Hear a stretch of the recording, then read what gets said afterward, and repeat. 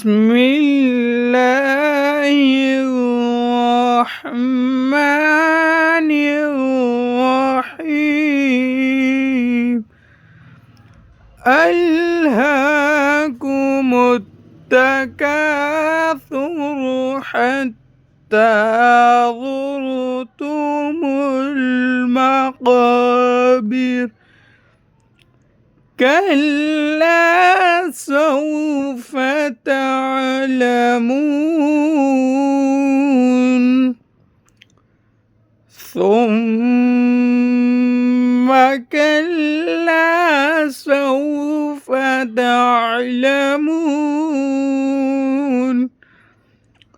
كلا لو تعلمون علم اليقين لترون الجحيم ثم لترونها عين اليقين ثم لتسألن